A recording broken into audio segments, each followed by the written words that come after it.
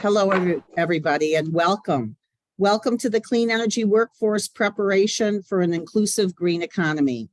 This is our 4th Solution Summit as part of the IPEC project. IPEC is the Integrated Policymaking and Empowering Communications for the Clean Energy Workforce and also the economy. It's out of the Empowering People Initiative, which is led by Canada, the United States, and the European Commission. This is all housed in the Clean Energy Ministerial. My name is Deborah Rowe. I've been in this field for literally 48 years, owning businesses and then being a professor in the area for 42 years. And helping colleges, universities, businesses, communities, governments move forward with their clean energy transitions. The work of this comes from SEM from HESI. HESI, the Higher Ed Sustainability Initiative, is a collaboration of 10 UN agencies, and we have an Education for Green Jobs initiative that I led, and we're so glad to be working with the Clean Energy Ministerial. So we want to start out by understanding who you are, because this is an interactive event. And if you would please go to the Menti, the code to go to the Menti is in the chat. You can just click on that. And it's easier if you do it with your phone, because it won't take you away from these slides. But you can also do it by putting in Menti, and then also going to the website, menti.com, and just putting in the code. 4489-9584. And we would like you to put in your name and your organization. And if you could please not use acronyms for your organization, but actually spell it out, that would be great. So if you can go ahead and do that now, that would be wonderful. The reason we want this list of who you are, of course, we have information from registration, but number one, we want to know who's here today. It also helps us understand who's saying what in these polls as we look at it later on, because your input is really important. So you can see we have trade federations, we have business networks, we have students at all levels and activists, and we have government agencies. And if you can please mute yourself. Thank you so much, Alamir. Appreciate it. Okay, so you can continue to write these answers, and then we will be looking at them later on. We have OECD here, thank you. Workforce Development Institutes, nonprofits, and from all over the world. Okay, so I'm going to continue and tell you what we're going to cover today. The event will be 90 minutes long, and we do that so that it can be very interactive, particularly towards the end. We'll start, as we just did, with introductions, and then we want to do a quick review of the purpose of this Solution Summit. We have a toolkit that we've made for you, and we will be sending you soon. So we're going to give you an introduction to it today and how you can use it by filling out the action plan template for yourselves. We'll go over what are the next steps for you after the Solution Summit today. Then we're going to focus on some recruitment resources. Many of you have contacted us and said that we need help recruiting people into the clean energy field. This is only true for some countries, but it was many countries, so we collected some for you today. And then we have a wonderful expert speaker, Mr. Sharma, who's going to share with us some great examples that we'll learn from. We'll go into questions and answers. And then we have participants from a variety of countries around the world who will be sharing their perspectives. And then we'll be opening it up for networking and even more opportunities than the ones we're sharing throughout this event. I really want to thank the co-leads of the Empowering People Initiative, the Secretariat of the Clean Energy Ministerial, Evie, Lorjan, Priscilla, the speakers, and each of you.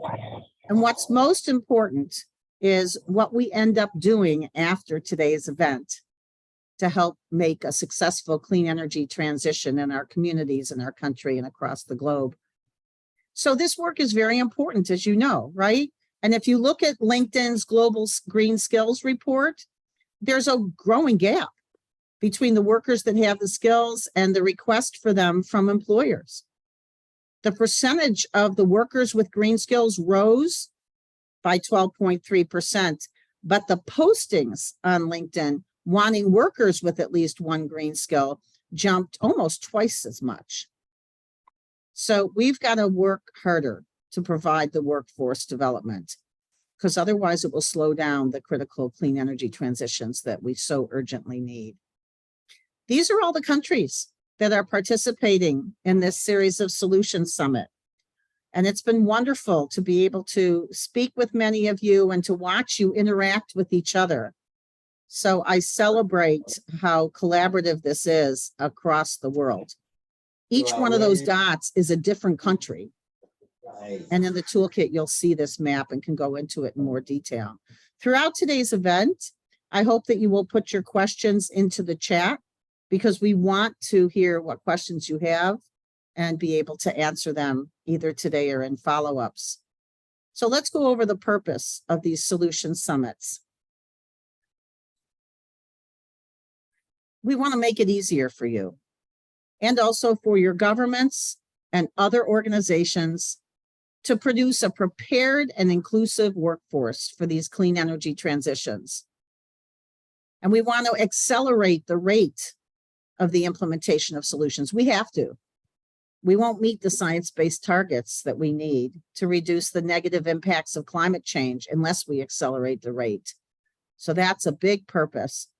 And by doing that, we'll also create clean energy and inclusive economies with a higher quality of life. So how do we do that through the Solution Summits? We provide events and forums to coordinate your policies and program communications, not only in your country or in your communities, but across countries, so we can learn from each other and help you fill in your country's gaps and connect to opportunities that are out there that will accelerate this. And how else do we do this? Well, we've been sharing with you skills on how to be intrapreneurs. Many of you already are. Congratulations on that.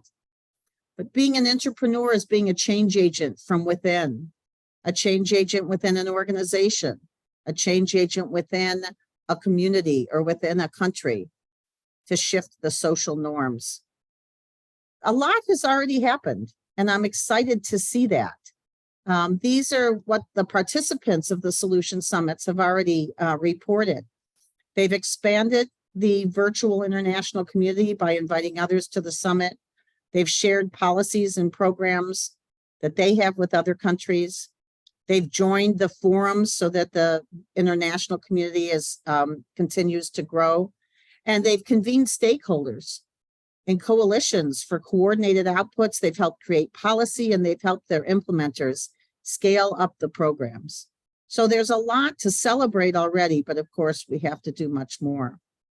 So we've created for you this Clean Energy Workforce Toolkit. Once again, you will get it by email, and not today, but it'll be soon, because we're still adding some additional things. We want to add in what comes out of today's event as well, if there's anything that's key that we have not already included.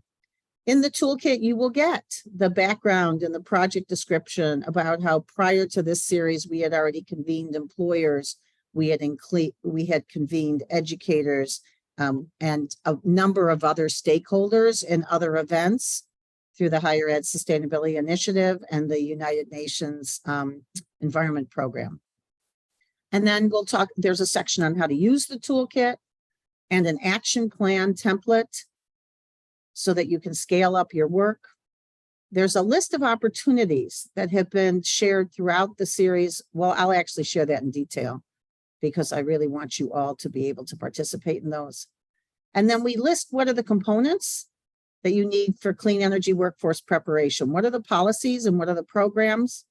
And not just for the workforce preparation, but for the whole design of just clean energy transitions. Many countries have gone through workforce preparation, but the policies aren't there for clean energy transitions. So we want to make sure that it's done simultaneously. And we give you examples from our partner organizations and those that we've collected, and key resources. So those are the contents that you'll get. The toolkit also includes key gaps that you told us are going on that are creating roadblocks, preventing you doing the workforce development you need. I'm not going to go through all of those today. You'll see them in the toolkit.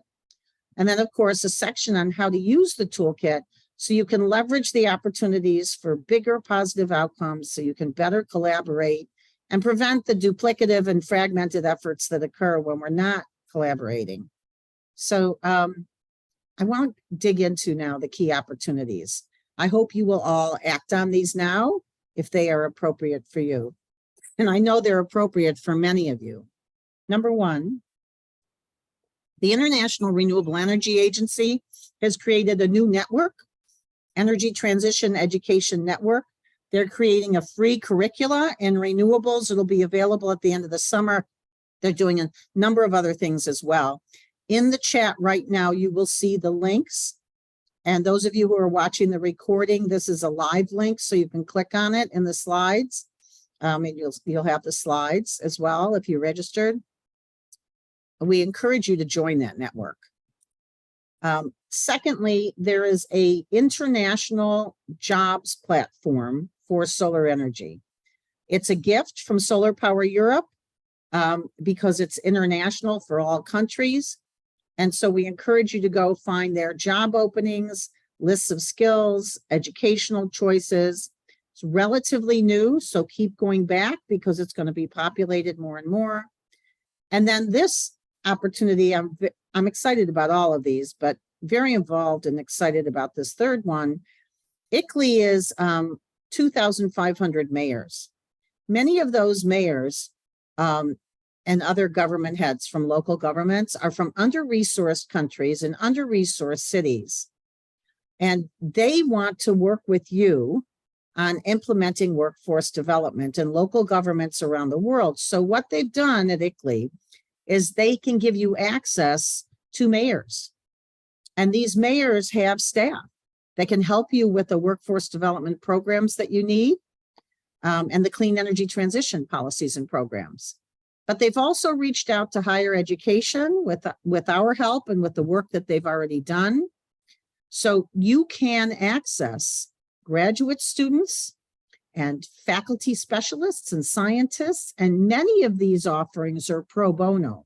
The students, instead of writing a research paper and getting it handed back, but it doesn't necessarily have large impact, they want to do community-based data analysis, evaluation, implementation, help with marketing, and much more. So this will increase your human capacity. There's a form there that you can fill out. And ILO at the beginning here, the International Labor Organization, shared with us this tool for greening TVET and skills development for educators. This can be used by nonprofits, community-based organizations, and universities as well. And then we had the chair of the board of the Global Wind Organization. He shared with us the job tasks for good curricula on the job openings they need for wind. He wants to work with different countries to create countries or organizations to create country-specific curricula. So those are those 5 opportunities. And of course, there's always more, and you can hear about them by joining our virtual community. And there's 3 ways to join it. You see there, LinkedIn, listserv, and the Green Learning Network that Paige gave us. So one of the key messages that I want us to come away with from the series is that if we're going to have successful clean energy transitions, we need to simultaneously do 3 things. Build consumer demand, expand contractor engagement. In other words, those businesses and nonprofits that can do the work and prepare the workforce. If any of those are missing, then the clean energy transition will suffer. And we have to do this successfully now, right? Throughout all 3 of those, we need equity considerations to create just and inclusive transitions. So that's why you'll see today and in the toolkit workforce development policies and programs, but also some of the key clean energy economy policies and programs. So here's a list. I will not go through them because of time. They are in the toolkit of the kinds of policies and programs you need for quality workforce development. And in the toolkit, there is these wonderful lists of examples, many of them from the Empowering People Initiative support of the International Energy Agency report that you see there.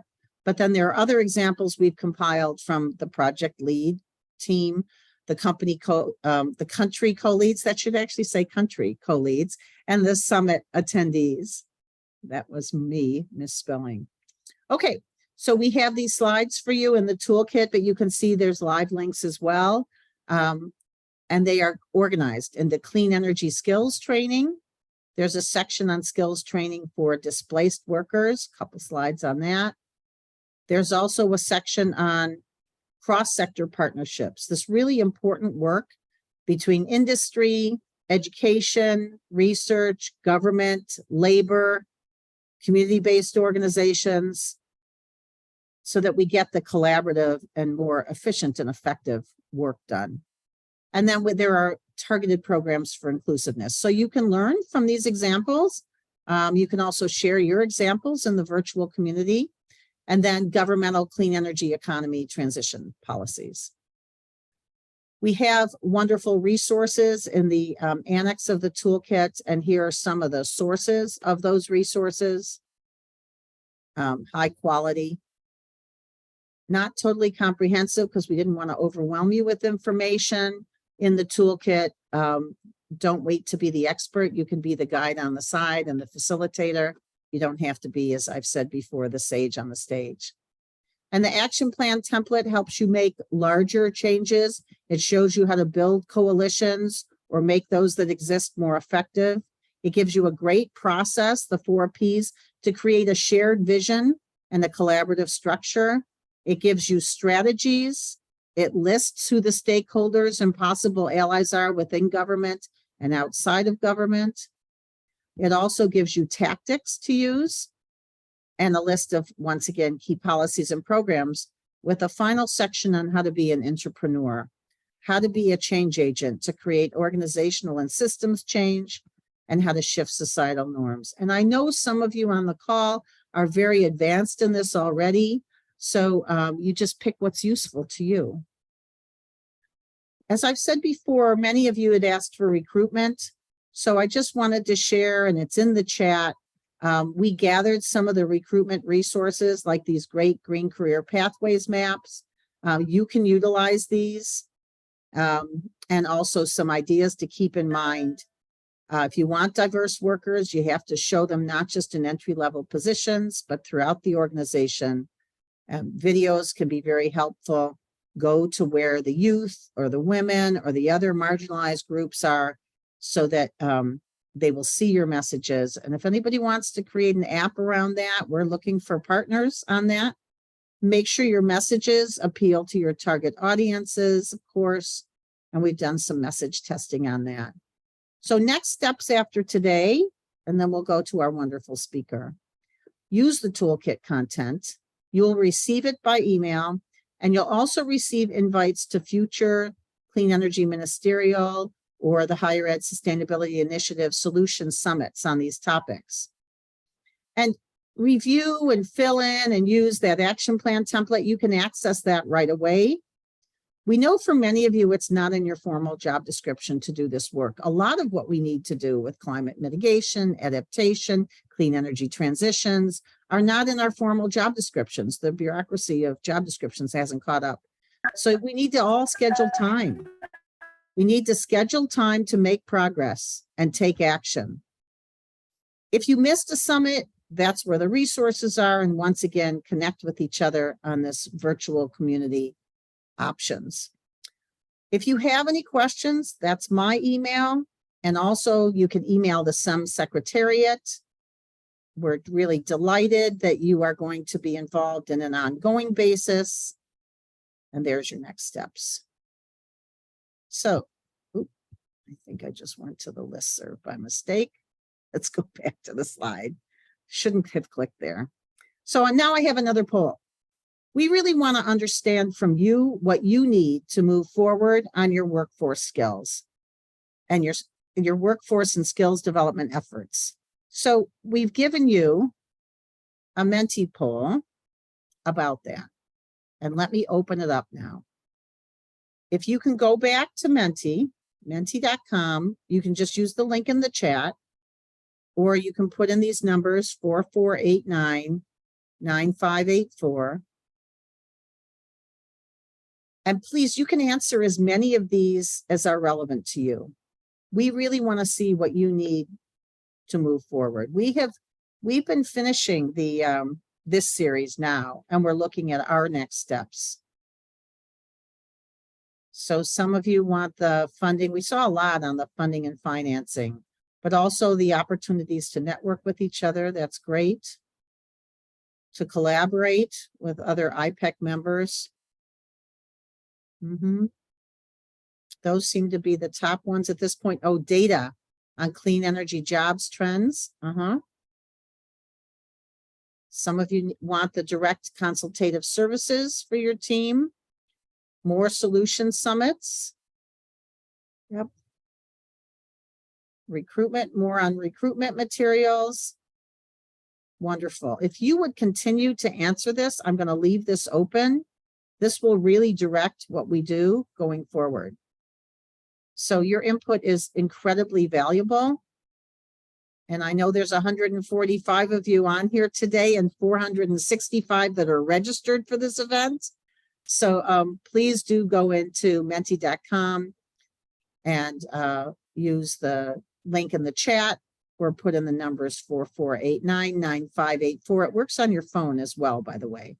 Oh, I see a lot of emphasis on networking with each other. That's great. Okay, now what I'm going to do, that stays open. So please continue to do that. I'm going to turn it over to our wonderful speaker.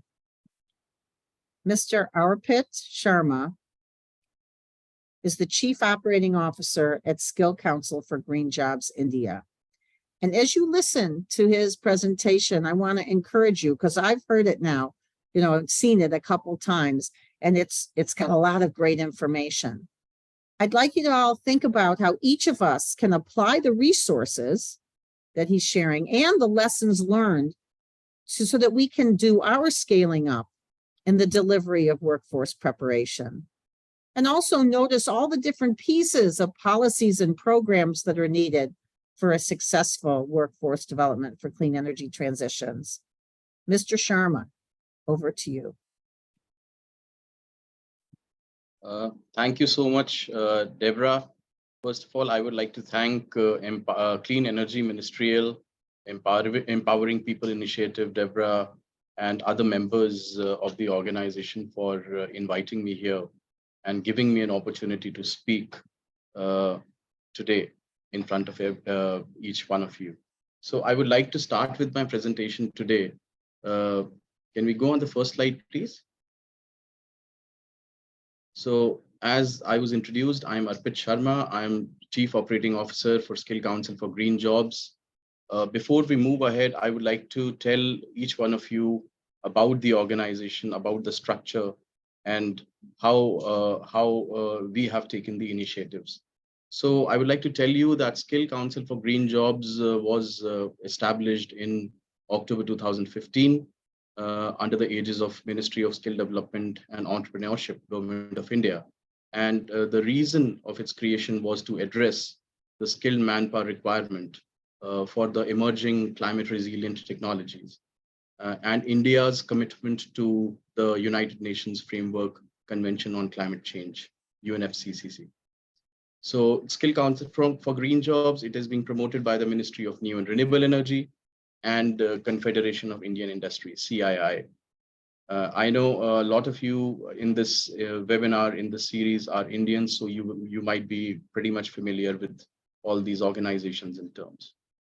So Skill Council for Green Jobs, we were set for not for profit. We were an autonomous industry-led organization, and we have a mandate.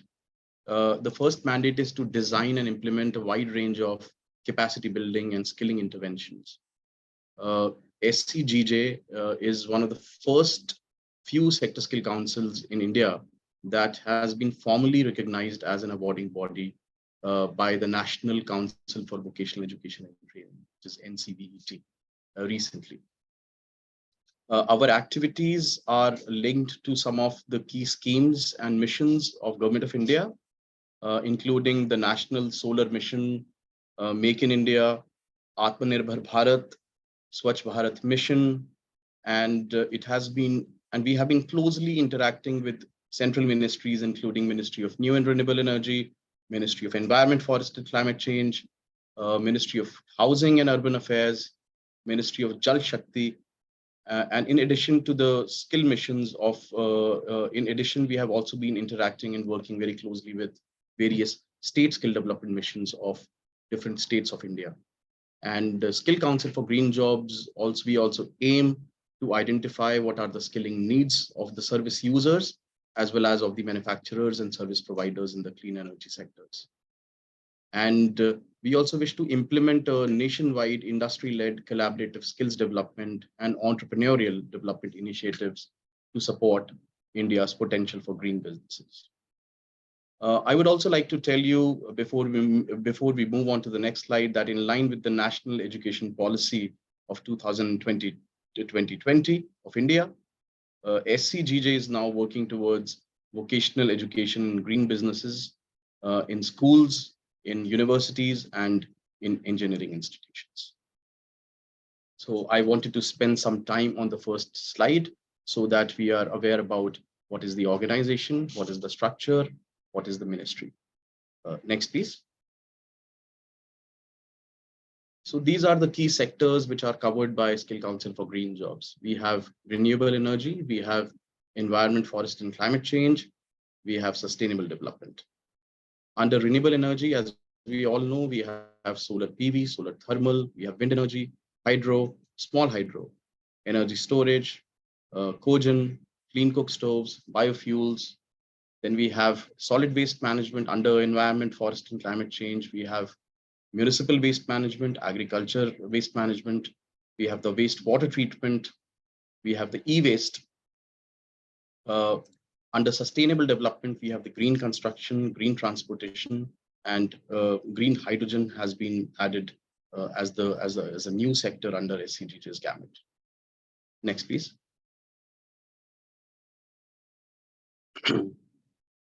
Okay, so this is one picture. I think most of you would be familiar about our Honorable Prime Minister, Mr. Modi. On 15th of August, the Independence Day of India in 2021, Honorable Prime Minister announced that we will make all possible efforts to make India energy independent before completion of 100 years of independence, which is 2047. The country is also emphasizing on the mission circular economy. Mr. Modi also announced that there should be a network of CNG and PNG blending across the country, and the target should be that we achieve the 20% ethanol blending.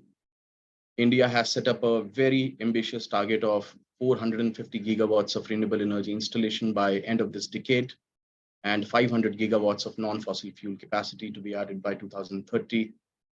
And we recently announced our national hydrogen mission. And we also announced that India would become a global hub for the green hydrogen production and export. So, So for anyone who is interested in knowing about our because national hydrogen mission will lead to a lot of job creation. So we, as I mentioned, that India has its sight on becoming the energy independent country by 2047, and we also aim to achieve net zero by 2070. And to achieve this target, increasing renewable energy across all economic spheres is quite central to India's energy transition. Green hydrogen is certainly considered a promising alternative. It's also considered the fuel of the future, and it would certainly enable the green transition at a very high scale. Hydrogen can be utilized for long duration storage, renewable energy. It is also seen as a potential replacement for fossil fuels in the industry. It would be used in the clean transportation, and it would also be potentially used for the decentralized power generation in the aviation sector and the marine transport. So I would like to tell you that recently our country, the union government, has approved a budget of around 19,000 crores under the National Hydrogen Mission. And under this budget, which is a huge budget, we also aim to make India a global hub for using, producing, and exporting the green hydrogen. So the National Green Hydrogen Mission, this program is about this program would incentivize the commercial production of green hydrogen and make India the net exporter. And the mission will also facilitate the demand creation, production, and utilization and export of green hydrogen. Under this mission, we have two schemes. One is the SIGHT, SIGHT, which is the Strategic Interventions for Green Hydrogen Transition Program, and Green Hydrogen Hub. So the states and regions would be capable of supporting large-scale production of the green hydrogen. So the objective is developing the green hydrogen production at a capacity of at least 5 million metric tons per annum, alongside adding renewable energy capacity of about 125 gigawatts in India by 2030. And this is around 600,000 jobs are expected to be created by 2030. I would like to tell you that the nodal ministry for green hydrogen is the Ministry of New and Renewable Energy, and it will certainly help in entailing the decarbonization of the industrial, mobility, and energy sectors. And it would also help in reducing the dependence on imported fossil fuels and feedstock. Next, please. So during COP26, which was held at Glasgow, Honorable Prime Minister announced that India will attain net zero, as I mentioned, by 2070. These are the 5 Panchamrits that we call our Honorable Prime Minister had given. The first one is to be net zero by 2070. We would be able to have around 50% of the renewable energy mix by 2030. We would reduce our emissions intensity of our economy by 45% by 2030. India would reduce its 1 billion tons of carbon emissions by 2030. And we would have 500 gigawatts of renewable energy capacity by 2030. So all these points, if we see, India has given a huge commitment in an international forum, and this would not only change the entire scenario of the country, but also enable a lot of jobs, a lot of transition towards cleaner sector, as well as job creations. So our country's efforts is to push India's plans for an accelerated transition to low carbon economy. Next, please. So this, by definition, we can see that ILO defines green jobs to be decent jobs which contribute and preserve and restore the environment by improving the energy and raw materials efficiency, limiting the greenhouse gas emissions, minimizing the waste and pollution, and protecting and restoring the ecosystem and supporting the adaptation of the effects. So I think most of you are from the industry. Some of you might be from educational institutions. I can also see that we also have a few students from various educational institutions. So I have written the definition of green jobs because for students, it's a great motivation to enter into the green job space. We see a lot of push, we see a lot of scope in entering into this sector because the entire world aims towards the cleaner economy transition. Next, please. This is the current scenario of India. We have a total wind power installed capacity of 40,000 megawatt. The solar power is at 53,996. Then we have small hydro at 4,848 and the biopower at 10,682. This is the current renewable energy sector, the scenario of India. And this is as on March 2022. Next, please. Now, if we see the energy sector, which is going to rise between 2020 and 2022 and 2047. So the first circle, you can see this is the current scenario. We out of the total 393 gigawatts of electricity demand, we have 151 gigawatts of installed RE capacity. By 2030, we are expecting the demand would increase to 817, and India would also have an installed capacity of 506. By 2047, the RE installed capacity would further rise up to 1,125 gigawatts, and the total demand would be around 1,325. So the majority of the share by 2047, before India hits the 100th mark of independence, we should be consuming electricity through renewable energy sources. Next, please. So these are some of the projections of country by 2047, that we would have installed RE capacity of 1,125, 50 gigawatts of equipment manufacturing capacity. India would avert around 2.5 billion tons of carbon. 67% of our share would be in the RE. RE share would be in the electricity generation. Around 50 to 60 lakh crores of total investment would come, and top 1,000 corporations across the of the world, they would be here, and they would be engaged in commissioning, installation, operation, and maintenance of the renewable energy plants. So we also see that around 3 to 3.5 crore additional jobs would be created in the country by 2047. So we would be touching a huge landmark before the 100 years of independence. Next, please.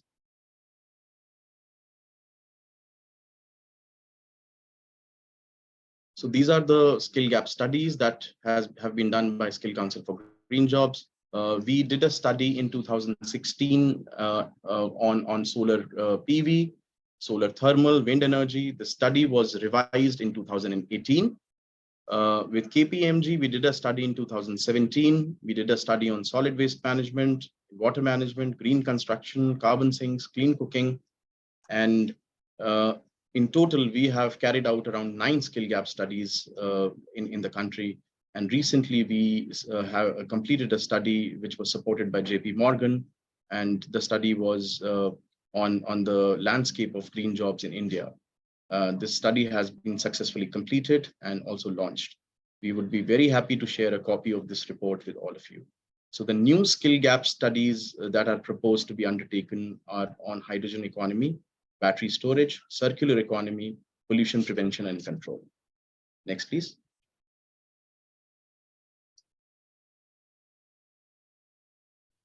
These are the studies which are there on our website. This is a small snapshot. They can be easily downloaded. The studies were carried out in assistance with NRDC and CWW.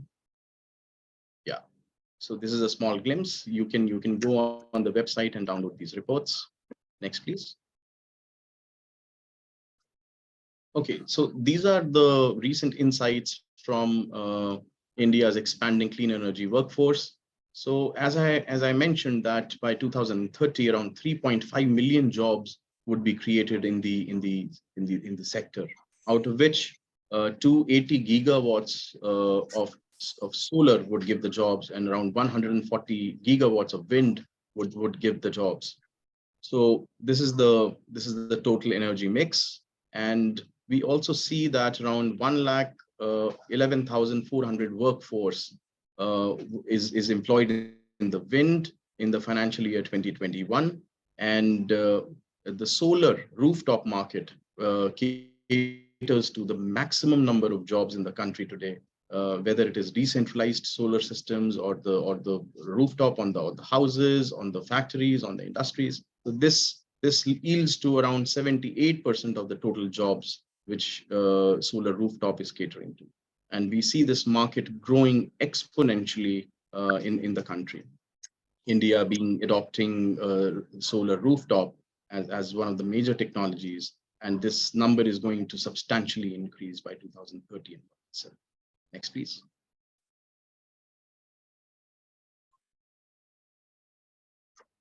Okay, this is some labor market information that we have taken account into. So we see in renewable energy sectors like solar thermal, wind, we see the existing workforce of around 180,000 as on 2023, March 2023 in solar photovoltaics. By 2030, we see that this is going to be 9,15,000.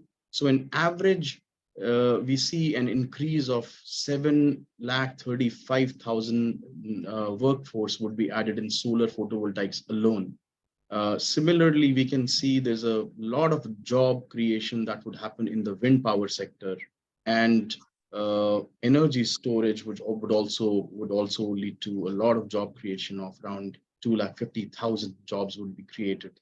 We see a huge market in waste management. If you just see the slide on the bottom, fewer jobs would be created in the e-waste management sector as compared to the solid waste management and wastewater.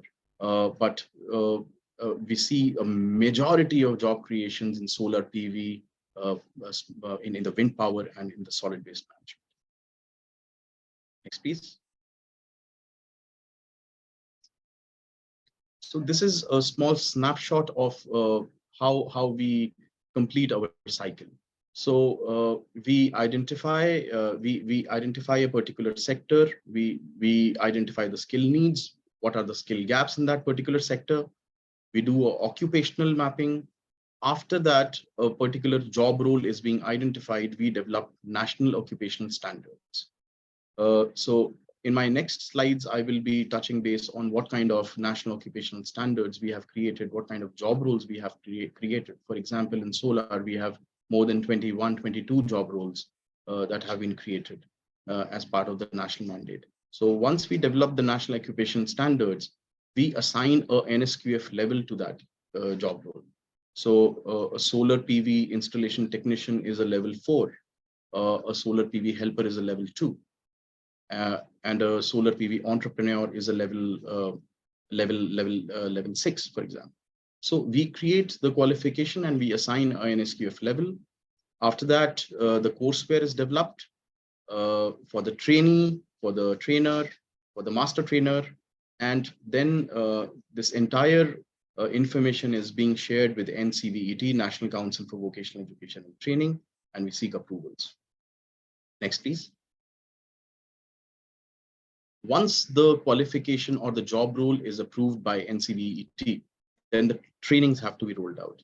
So SCGJ affiliates suitable training institutions to carry out these trainings. So we affiliate training partners. TPs are training partners. So we affiliate suitable training partners.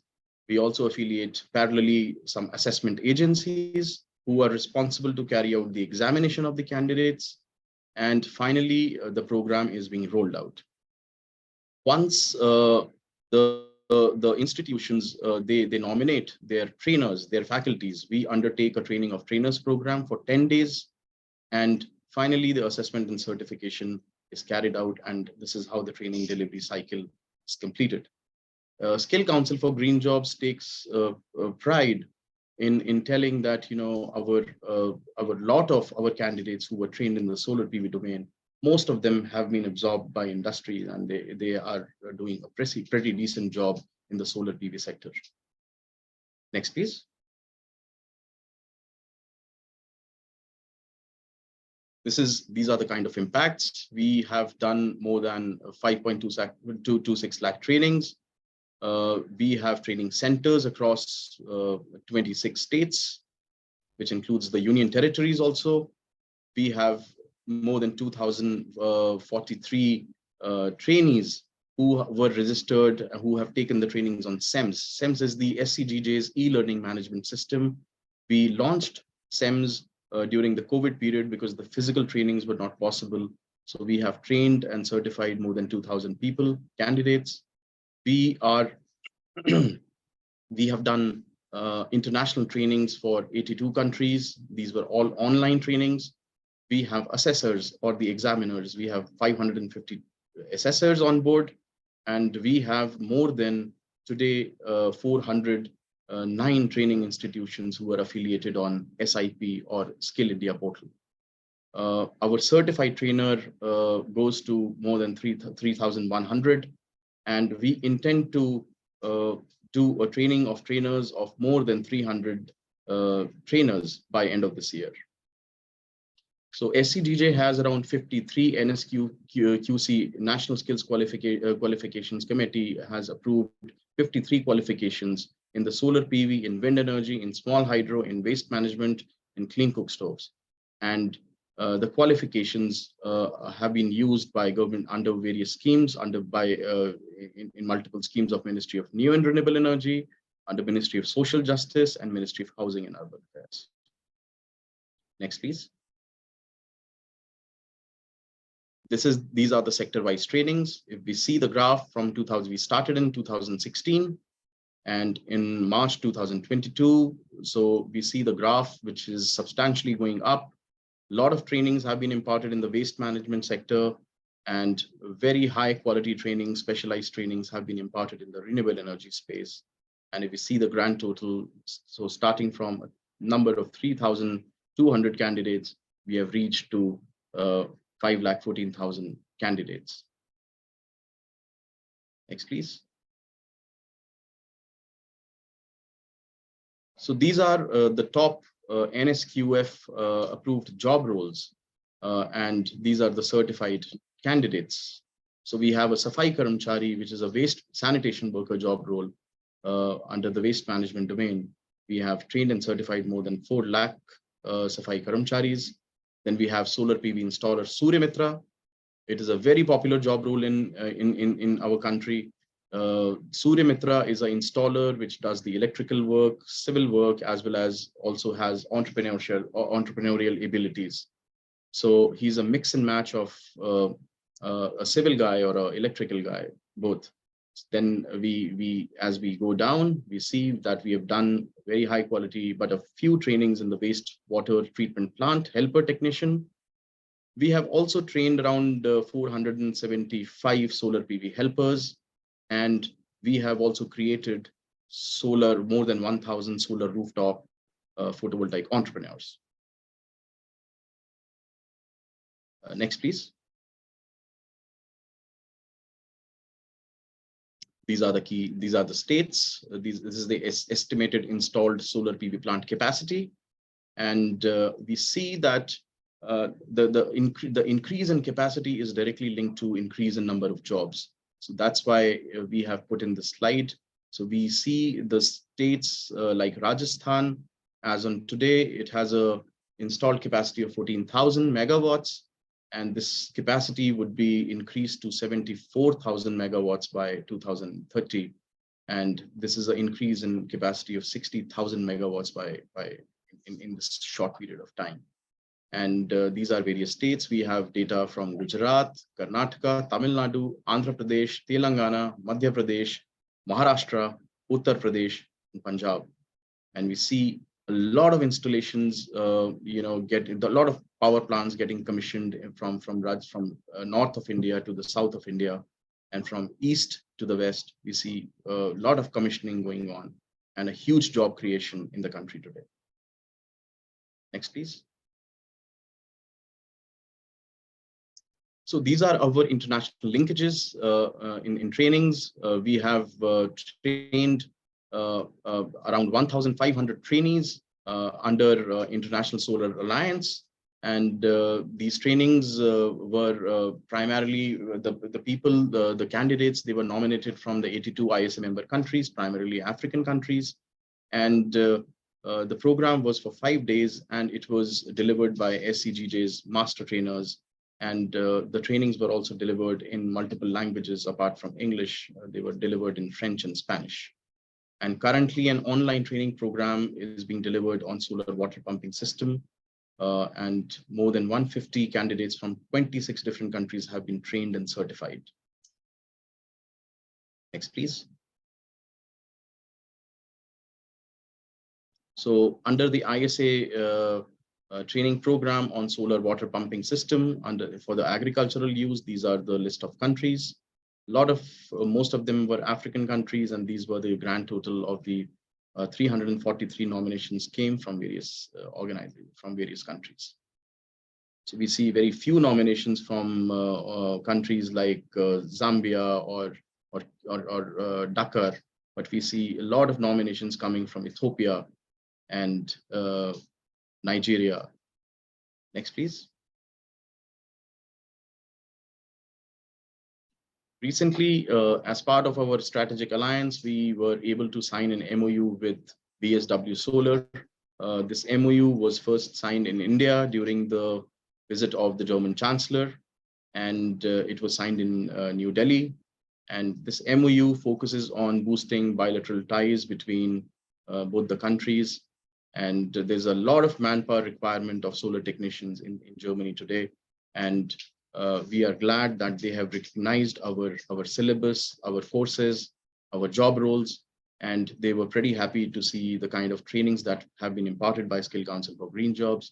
And we see a long-term collaboration with BSW, with other German organizations, solar companies. And the aim is to send the Indian technicians to Germany for at least 2 years. And this would also give us a lot of international exposure for our candidates.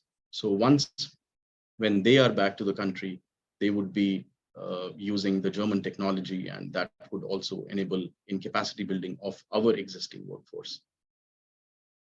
Next, please. So I'm just letting you know that we've got about 4 minutes left because we want to make sure we have time for your questions and answers and for the participants. I'll run it quickly then.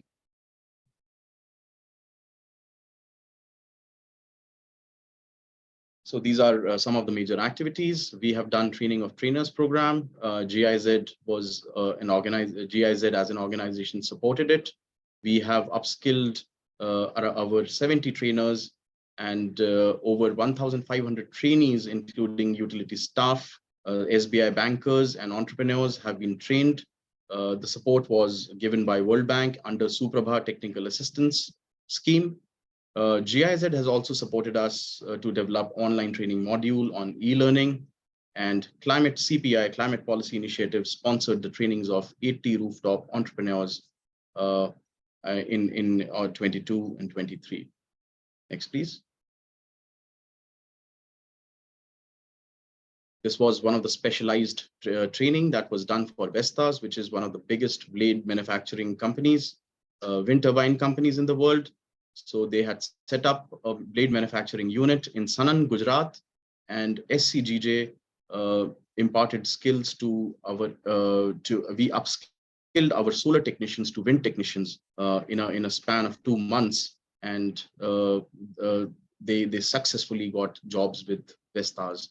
And even today, when we take a feedback from Vestas, we are given a feedback that all of them are performing very well and they have become highly skilled. Next, please. This is our newsletter, which we launch. We also launched our Solar Entrepreneurs Program on 20th of January. Periodically, we keep on supporting the entrepreneurs through virtual training and physical trainings both. And so far, we have created more than 300 entrepreneurs in the last 1.5 years. Next, please. World Skills is the Olympic of Skills. Last time in 2022, it happened in Kyoto, Japan, where renewable energy was introduced for the first time. And we are happy to share that our candidate participated in the World Skills Kyoto, Japan for the first time. And he competed very well along with the China and Chinese and the Japanese candidate. We also bought a gold medal in the wastewater technology, in the water treatment technologies in Kazan, Russia, in 2019, when the World Skills was held there. Next, please. These are some of the pictures of the trainings. under India Skills, Renewable Energy. Next, please. These are the pictures of the main competition venue in Kyoto, Japan. You can see that our candidate is highly skilled and he's doing installations, hybrid installations on wind and solar. And he was able to carry out the installation of AC/DB and DC/DB. And he was able to successfully do simulation on Festo Nessel as well as other simulators. Next, please. This is the Azadi Ka Amrit Mahotsav series that we do every week on Friday. So we have these eminent speakers who come online and they deliver their sessions. It's a 1-hour session, and where all the students, various faculties, training institutions, universities, colleges, industries, they join the session and they get a lot of knowledge is imparted through these sessions. The link is uploaded on our website, and we have all pre-recorded videos. So any one of you who is interested, you can always view and browse the videos from our website. Next, please. So due to paucity of time, I would skip the slide. Next, please. So as we see, as I talked about, that we see a lot of opportunities which are coming in green hydrogen. We have already developed 2 job roles in green hydrogen, a plant technician as well as the entrepreneur. We see opportunities in solar EV charging station. We have developed a QP. We have trained a few solar technicians in solar EV charging station. We also aim to develop qualifications on green buildings, on circular economy and energy storage. Next, please. So this is the goal, 2030 and 2047, 10 lakh short-term trainings, 20 lakh virtual and blended mode trainings. We'll have 20 centers of excellence. We'll have more than 750 affiliated training centers, and we'll take our trainers' capacity to numbers to 7,500. And believe me, this is on a very conservative side. And this is the Vision 2047, before 100 years of India's independence. So we say that we would be completing more than around 1 crore of skill trainings, and we'll facilitate more than 1 crore jobs in the country. Next, please. This is the future outlook. We also see major potential in the areas of electronic waste. Carbon markets is one of the areas which is kind of picking up. So we would in future like to engage in developing qualifications for the carbon trading, carbon markets. That would be very beneficial for small time entrepreneurs, investors, finance students, as well as for chartered accountants. Next, please. Thank you so much. I think I have winded my presentation on time. Thank you so very much for listening to me. Yeah, this was just great. Thank you so very much. And what I'd like to do now is stop the slides for just a moment. My colleague, Rajan, has been looking at the questions in the chat. So we have a few questions for you, and then we have some additional respondents' perspectives of participants. And then, of course, an open networking and a couple of more questions for the attendees today. So LJ, please go ahead. Okay, thank you for a wonderful presentation, Arpit, and thanks everyone for the wonderful questions. We're going to get to just a few of those right now. I also see a couple requests for collaboration with you, Arpit, so we'll make sure that you receive that information, including from within India, but beyond India as well. So there was a question, and I know this is a topic very much on many countries' minds. If any of your skills development efforts are focused on fossil fuel workers and ensuring a smooth transition between these kind of historical energy jobs and the clean energy jobs of the future. Can you comment on that, Arpit? Surely. So I would like to, answer to that question in a more expanded way. So in my opinion, expanded education, training, and certification, they are very, very vital for any economy to grow and create skilled workforce. And the new energy economy, especially to help ensure transitions are fair and they are people-centered. So definitely we are focusing on creation of most of the qualifications in the clean energy space, in green hydrogen, in electric vehicles, in non-fossil fuel-based energy solutions. Yet there is a question of just transition from coal to renewable energy sources, and which is a very, very important parameter. And we are yet to actually do a research on that as a sector skill council. Our country is definitely working very hard on reduction of carbon emissions, as well as on phasing down and phasing out of coal plants. But we as a sector skill council would definitely soon be entering into that research, and we do a skill gap study on what are the numbers, what are the kind of jobs that would be available for these people from coal to renewable energy sources. Yeah, Great. thank you for mentioning the jobs data, Arpit, because I know we saw some people requesting more refined data to support their workforce development efforts. And certainly if we can't understand the impact on the fossil fuel workers, we're not going to know how to support them through this transition. So in keeping with the EPI mission, have another question about inclusivity. You mentioned a lot of amazing training opportunities. So there were some questions about the costs of this training, who bears those, and what are the literacy and educational levels of attainment required to enter those trainings? Can you comment on that briefly? Surely. So every qualification that has been created has an entry-level qualification. So as I mentioned, that a NSQF level is being assigned to every job role that has been created. A solar helper is a NSQF level 2, and a solar installer or a Surya Mitra, which I explained in little detail, is a level 4. So yes, there is an entry-level qualification. For an installer kind of a job role, we have an entry qualification of a 10th pass and an ITI. And as far as the funding of this training is concerned, so these trainings are imparted on multiple funding mechanisms. There are, most of the times it is supported by Government of India, where the candidate doesn't need to pay any money for the training.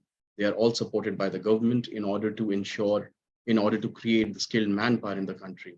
But yet there are some customized training which are being done for the industry, where the industry or the candidate comes forward and sponsors for his training program. So, but that percentage is comparatively lower as compared to the government funded trainings that happen in the country. Wonderful, Arpit. I love that response. And certainly you offered a lot of online resources that anyone on this call can access. And we're very grateful for that. And we will absolutely make sure, I've seen a lot of questions in the chat, that you receive the access to that great information and learning. This next question, which unfortunately is going to have to be our last for Arpit, is also I'm going to ask Deborah to respond perhaps as well as she transitions to our next speakers. Folks are looking for green TVET curricula. So I'm going to ask you that question about India, Arpit, and then pass it to Deborah for some resources we can share, which are included in the IPEC resources. Okay, so I'll be very short in answering this question because I would really want Deborah to further take this answer ahead. So recently we have signed an MOU with IIT Himachal Pradesh, and we would be introducing our skill courses in the IIT, in the engineering. It is one of the most premier engineering institutions in the country today. So similarly, we are putting in a lot of efforts where our curricula is being introduced and uptaken by the institutions, engineering colleges and universities. And as per the new education policy, a credit system has been introduced where the students would be given the credits. So we see a lot of movement in that, and we are trying that at least 50 institutions and universities, they are able to adopt our curricula of green jobs, and we'll be happy to promote the green skills further. Thank you. Great. Thank you so much. This has been incredibly informative, and I hope that you will stay on because we're going to open it up and have additional time for people to share thoughts. Yes, lots of people are putting it into the chat. The slides will be available. The recording will be available. You will get it in the follow-up email, so you can look for that, okay? And then you'll have another follow-up email with a toolkit. In terms of curricula sharing, I don't think we've done enough in the TVET space. I think we can do a lot more. There are a lot of resources that are out there. We will be putting those into the LinkedIn group and into the Green Learning Network so that you can access them. You also have our emails if you have specifics of what you need. So I could do a list, of the Building Science Solutions Center and solar energy courses that are online and free, but don't go maybe into the level of detail that you need for TVET. So instead of doing all of that today, let me continue on with this. And it sounds like that's a high demand. There's also the UNIVOC forum where you can speak with other TVETs around the world. There's the World Federation of Colleges and Polytechnics. So lots of opportunities, but also I think more work to be done in that area. Okay, so you can put your other questions, comments, and if you want to connect with others, I've seen some of you putting your email into the chat. Many of you have introduced yourself. We want to encourage you to continue to do that. But now I want to get some participants' perspectives, and then we have some questions for attendees, and we'll do open networking. So some of our participants have, like 1 minute and 15 seconds, right? Really quickly, some key points. And I want to start with Kit McMahon. She's the National Coordinator for Women in Adult and Vocational Education, because of course there is a gender disparity in this field and we need to fix that. So Kit, over to you. Thank you so much, Deborah. Good morning, good afternoon, and good evening. My name is Kit McMahon. I'd just like to share my screen if I can, when you're ready. Go ahead. The first thing, thank you. So the first thing I want to do is just sort of say what WAVE is, if I can. So Women in Adult and Vocational Education is an Australia-wide not-for-profit national network, and we are focused on intersectional gender equity and equity in national and also have international networks around TVET adult education. Look, our primary sort of context that we come to this from the Australian perspective, if I can say, is that we're under incredible and significant reform from a new progressive government in Australia that has been elected on a skills and education platform, but also for their focus on gender equality. But Australia's TVET system is under significant reform for decades. You can equivalently say that we have got every 2 weeks for the last 2 decades, there has been change occurring in the Australian VET system. Your slides are not showing if you want to. Thank you. Yep, that's fine. Thank you so much. So where we are now and where we want to do in our central contention is that we are coming to these clean energy markets from sectors that are already suffering from gender segregated labour markets, and that any conversation and any work that we need to do to actually create clean energy markets and develop our workforce so that everyone can benefit from them across the world, we actually need to do the very hard intersectional equity analysis work to address that. The key point we need to remember here in whatever planning we put forward is that history tells us that at times of rapid innovation and transition, women do not fare well. Across the globe, this evidence is present, and that education and training policies and practice needs to be very careful about ensuring it does not create further harm, further segregation, and further inequity by building and creating workforces based on existing legacy skills and understanding of skills that in themselves are inequitable. We know from Australia that we have a workforce that is very much characterised by having male-dominated workforces and female-dominated workforces. And in fact, the evidence from a newly established agency in Australia, Jobs and Skills Australia, has actually shown that the industries with the greatest skill shortage are the ones that are most segregated. And I think we need to start to really listen to our own biases, the own stereotypes, and the own implicit and explicit barriers that we put up, the assumptions that we put up about labour and work and skilling that actually limits our capacity to develop a future workforce. Okay, So- so I hate to interrupt, but your Yeah. time is way past. Comes- So do you have yeah. just some closing thoughts? Absolutely. Okay, Absolutely. So we need to 15 centralise seconds. Thank you. We need to centralise equity in planning, and that responsibles need to be locally place-based as well as based on a national framework which measures impact. Thank you so much, Deborah, and I'll send through our resources to you. yeah, so here's what I want to say about this, because I had an extensive conversation with Kit's colleague.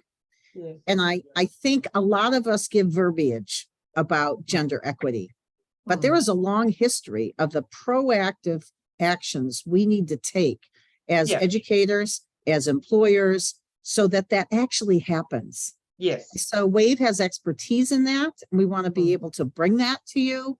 And so we are not done with this conversation. Thank We you are very just much. highlighting it today, and it's painful for me to have to cut you off, but.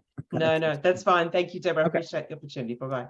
So next, I want to ask Natalia Amalina to speak. UNESCO IITE is a partner in outreach. They helped us reach out to some target audiences for today. We thank them for that. And Natalia, you've got some resources to share. Yes, thank you so much, Deborah. Dear colleagues, dear Deborah, I'm very, very glad to be today with you and to share with you some insights from UNESCO Institute for Information Technologies in Education. I will share with you just 2 points. The first one is about our upcoming online training course, which will be focused on ICT for greening Tibet. As soon as our institute is working in the field of technologies in education, we would like to invest and to contribute to the global agenda, global movement regarding green education. So our crash course, which is supported by Weidong Cloud Education Group, is intended to be universal rather than country or region specific, to be applicable and appropriate across various regions and educational systems. Once it will be elaborated, the course will raise awareness and mainstream issues of climate change, green and climate responsive skills, environmental risks, and green transition in and through technical, vocational, and educational training. But I would like to pay your attention that it will be much wider, and I think other specialists who are working in secondary schools and in higher education institutes are also invited to look through and to find appropriate resources for them. Thank you so much. I know you had a second resource to share, but I'm gonna have to cut you off. So if you can put the second resource with the description in the chat, that would be Yes, so valuable. Yes, I will put a link to the chat, and just I want to say that this upcoming training course will be also available at UNESCO IIT e-library for teachers. We have a special platform for teachers where you can find open and free resources for any level and form of education. Thank you very much for your attention. I will put a link to the chat. Once again, painful to have to move forward, but I'm so glad you're putting those links in the chat. And Evie and I will make sure that gets included in the follow-up emails that goes out to all of you. So next, I want to turn to Gail Swithenbank, Executive Director of a Solar Energy and Ecology Institute in Malawi, to share with us what's going on across the country there. Gail? Are you there? And Unmute, yeah. there you go, Gail. Okay, go ahead. Okay. Yes, as you said, I'm the co-founder and executive director of the Solar Energy and Ecology Institute, a national technical college specializing in teaching solar technology. I am very pleased. You turn it off. I'm very pleased to report that thanks to the Tibet Authority in Malawi, the country has progressed from our Solar Academy in 2014 to solar PV installation being offered and taught at 5 national technical colleges, community colleges, and numerous community skills developments across the country. Malawi is made up of poor subsistence farmers. 85% of the population live in rural and remote areas with less than 1% connected to the national grid. It is the rural students who have the will, determination, and the greatest potential to electrify their communities. Unfortunately, few rural students are accepted into TVET in Malawi at the college level program due to their non-competitive point scores. This inequity was challenged by UNESCO in 2020 with a pilot to prove that vulnerable students with poor point scores had the potential to become solar technicians. The 44 rural students chosen for the class achieved the highest exam scores in the system, and a subsequent class in 2022 had similar results. Unfortunately, the administration has made a decision recently to choose students with only the best point scores. In 2023, 50 students recruited by our institute were rejected. And for the 2024 intake, schools have been advised to not even collect application forms from students without the full STEM, math, and English requirement. It's sad that few students, if any, Gail, from rural Gail? areas will be. Okay, Yes. so Gail, I have to cut you off there, but I want to let the audience know that the problem she's having in Malawi of you have to meet certain STEM requirements before you can get into Yes. solar training. We have the same problem in the United States where our community colleges, which are our TVETs, force us to have certain gen ed courses where you're at a certain score. And what we find is the people never make it into our solar courses. But if we start them in the solar courses where their passions are, what they care about, they learn the applied math. They may not get it in an abstract math class successfully. So I think this is a more 100%. global problem, and we all need to work on the policies for that. I have to Yes. move on. And what this shows is we need more solution summits, because listen to how interesting each of these stories are. I want to speak for somebody who can't speak today. And that is, we have a participant who is working with refugee education. And they can't speak because they're in a conflict-ridden zone. And if they said what they wanted to say, they might literally be thrown into jail.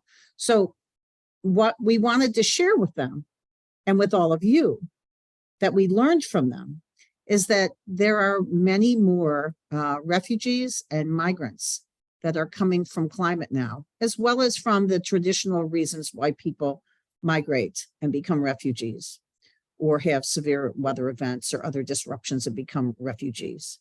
We need to integrate this work of workforce preparation for clean energy transitions into refugee education. And so I think we all need to think about that in all of our countries. And I just wanted to make sure that got mentioned. I'm going to move on. There's another poll. So this is something, you know, I've done a lot of keynote speeches all over the world. And what I've done is I know these are the numbers, by the way, of the last poll. But what I've done with my keynote speeches is I don't give a canned speech. I say, where are you feeling stuck? By the way, if you want to put in the other, I'm not going to leave it on here as a poll, but you can put into the chat, here are your other needs. But I'm going to move on to this one. Where are you just feeling stuck in your workforce development for energy transitions? What is it that's going on where it's like, oh, you know, I've just got a dean that's not paying attention to this, or I need more localized data on workforce needs, or I don't know how to best connect with the employers, or at the national level, I have an unstable, you know, federal government. And so policies keep going back and forth. I think a lot of us have experienced that. And it can be a roadblock. So tell us where you're feeling stuck. It will help us to design what you're going to do next. Go to menti.com. We will not give the results with your name attached, so you don't have to worry about that. And I think what you put in here is going to be very valuable. So if you if you can do that, then I'm going to ask our next respondent to talk while you write in that answer, okay? So we have just a few more, and then we're going to open it up to all of you in whatever couple of minutes we have left. So Yana is with us today. Yana is the director of a mechanical engineering society and also president of the Very Important Engineering for Change. Yana, over to you. Thank you so much, Deborah. If I can just share my screen. Go ahead. All right, wonderful. It's a pleasure to be here, and I've been so inspired by everything that I've heard so far. So I'm just really excited to connect with all of you and share a little bit about ASME, the American Society of Mechanical Engineers. For those of you who are not familiar, we're a nonprofit professional organization enabling collaboration, knowledge sharing, and skills development across all engineering disciplines. I lead our Engineering for Sustainable Development portfolio and serve as president of Engineering for Change, another nonprofit founded by ASME over a decade ago to deliver knowledge and training to our more than 55,000 members, more than 1 million followers worldwide, as well as bringing together all the diverse actors around the world to pursue concrete joint initiatives to improve the quality of life for people and planet. Most recently, I've been fortunate to chair ASME Sustainability Steering Committee and a number of other initiatives aligned with our focus on driving the clean energy transition and addressing climate change. ASME is committed to doing all that it can to achieve our society's climate goals, following closely with the United Nations Sustainable Development Goals, to which ASME has been committed since their inception. And we see ourselves driving the impact to 3 distinct focus areas, namely policy, technology innovation, and of course, workforce development. Now, I want to come back to some facts that you are likely already familiar with, given everything we've heard on the current state. So it won't be a surprise to you at all, but I'll focus on just one example from the United States, where jobs in renewable energy and environmental sectors grew by an incredible 237% over the last 5 years. Now, this is a tremendous opportunity, but we are barely tracking with the skills, knowledge, and competencies necessary for this transition. You We have believe- 15 seconds left, and that will make your 2 minutes. Got you. ASME believes that achieving the clean energy transition is only possible with a prepared technical workforce comprised of diverse problem solvers. And we've been working nonstop to try and solve this significant choke point. One of the many ways that we're addressing this is through our science policy interface engagement, particularly with global actors such as the UN and initiatives such as the UN Sustainable Development Solutions Network and their Council of Engineers for the Energy Transition, to better understand global and region-specific needs and accelerate those transitions. We've learned how vital engineering workforce development is for decarbonizing global economies, particularly in those regions with growing urban centers and young populations. Do you have another know- slide to share? Because you are done, and I want to make sure they see the resources, or do you want to No, put them I can into the stay on chat? this. I can stay at this slide. I just wanted to shout out our Engineering for Change Fellowship, which really focuses on early career engineers and prepares that technical workforce for the transition through targeted training and project-based learning. We're currently hosting 65 fellows from around the globe and supporting projects like Okra Solar to enable access to the grid for the 750 million people without. I want to highlight this because I know there's students and early career engineers on this meeting today on the summit, and I welcome you to take a look at our resources and join us. So with that, I'm going to just say it's wonderful to be here. All of this is only possible with partnerships with incredible organizations that are here, and I will make myself available to any follow-up from any of you. And thank you for the opportunity, Deborah. Thank you so much. So here's what we're going to do. We're at 10:26. I know we're supposed to end, well, Eastern time, my time zone. I know we're supposed to end in 4 minutes. I'm going to give a minute apiece to Dr. Ahmed and to Dorothy. We will then stop the recording, but I will stay on. We can stay on here and we can continue to network and open up and talk to each other, because in some ways that's the most important work. So Dr. Ahmed, who used to be Okay. former Deputy Minister of Education in Egypt and is teaching TVET teachers. Thank you. Go Yeah. ahead. Thank you, but my camera is closed. I don't know why, but it's from your side. Okay, I'm not even able to share the screen, but I will just. You can if you want. Okay, yeah. So Dr. Ahmed and I are on this forum together of UNIVAC, you know, TVETs, and anybody from TVET can join. Okay. Yeah.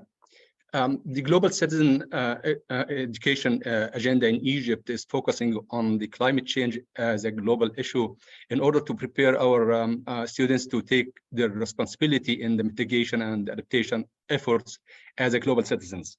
The Tibet educational institution in Egypt are doing their part in two levels, actually. The first one is we have an undergraduate degree program in green transportation and decarbonization technology at the higher education level, where we do that in the Faculty of Technology and Tibet Teachers Education at Helwan University, Egypt. And we have also 3 other universities doing this. The program is designed to equip the technologists and Tibet teachers with the green skills and knowledge to be ready for the future teaching and training demands. The second one is we have a diploma program in green wind and solar energy technology at the technical high school level in the Ministry of Education and Technical Education in Egypt. The program is designed to equip the technical high school students with the green skills to be ready for the future workforce demands.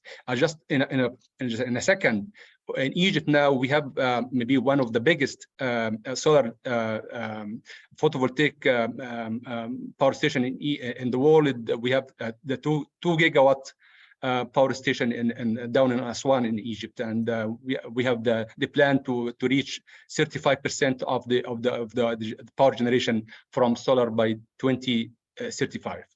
Dr. Ahmed, thank you so very much. So I want to make sure that everybody here knows before I go to Dorothy, and I'll introduce Dorothy as I share this.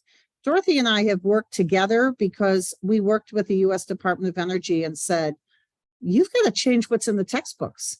And so they supported a project from one of their national labs, and we convened publishers from around the world and put in the updated curricula for this into some of the best-selling textbooks.